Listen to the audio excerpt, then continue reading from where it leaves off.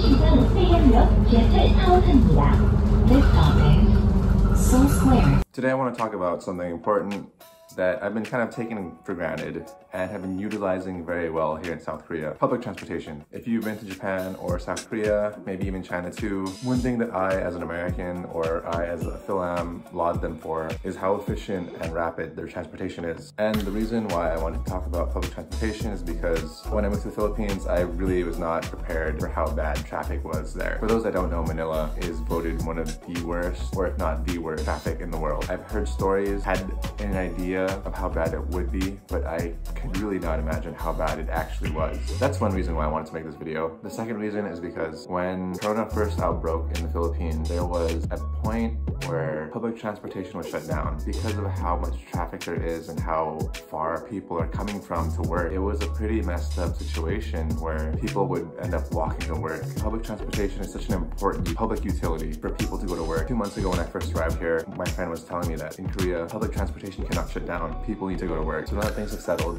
I think it's about time that I talk about public transportation out here. Primarily the subway, which is what really unloads a lot of burden on the main roads, and buses, of which there are 4 kinds. Let's take a journey through South Korea's public transportation system.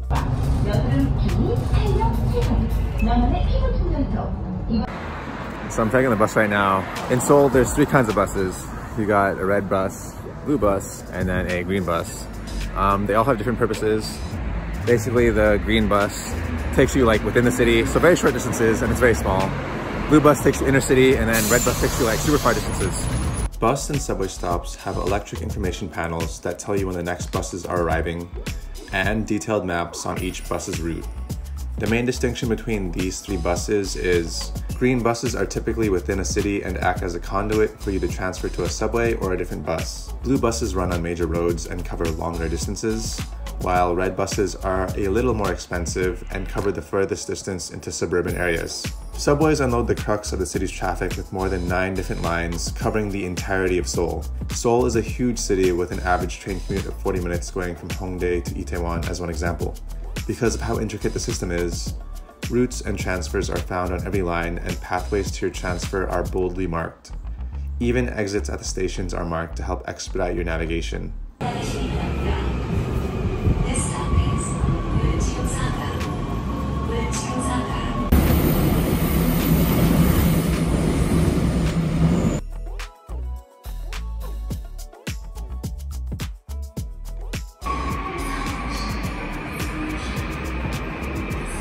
Being stuck here for 2 months now, I definitely have seen the change in people riding these services, from empty buses and subways to being like more packed during rush hour especially. Using these public transportation services, I kind of realized how big Seoul actually is. And it really made me think of Manila too. Metro Manila is actually bigger in size than Seoul. Metro Manila is 620 kilometers squared, whereas Seoul is 610. As I mentioned earlier in the video, Seoul has 3 different types of buses, more than 9 different kinds of subway lines to kind of connect the whole city together. From my understanding, in the Philippines, we have 2 monorail systems, the MRT and the LRT. The LRT has 2 lines and the MRT has 1. And when you look at Seoul versus Metro Manila on a map, you can kind of see that shape-wise, most of the incoming traffic in Metro Manila, for example, is coming from the north and south ends. Whereas in Seoul, most of the businesses and industries are kind of widely distributed all across. Metro Manila is bigger, but we unfortunately don't have the same route coverage or efficiency as public transportation here in Korea. But one factor that goes into creating a whole unified and cohesive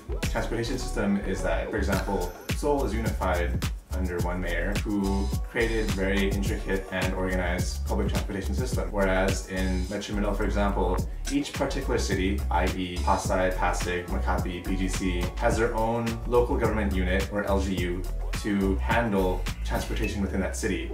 So that kind of leaves a lot of intermediary spaces between cities difficult to manage. So I think that's one issue. It's difficult to have one whole cohesive system if we have multiple different individual people not cooperating together. But for a normal person living their life, commutes from either the top or southern parts of Metro Manila can take hours, unfortunately. Because most businesses are kind of centralized in the center of Manila, i.e. Makati or BGC or even Pasig, a lot of the incoming workers are coming from down south, all the way in Parañaque, or all the way up north in Quezon City. Most of these transportation routes are coming north to south, but to take it back on a normal commute, commutes can take hours, unfortunately, for a normal person. And I'm very fortunate enough that I don't have to experience these hardships, but it's not only the transportation process that takes hours, but even queuing up for lines takes more than 30 minutes, maybe even an hour. The transportation in the Philippines is also not as organized, wherein we have the above mentioned monorail system, buses, jeepneys, and trikes. A person's commute could entail any or all of these 4 transportation methods. For example, a person living all the way in Quezon City could take a monorail to Manila, wherein they would also then take either a jeepney or bus, and then maybe a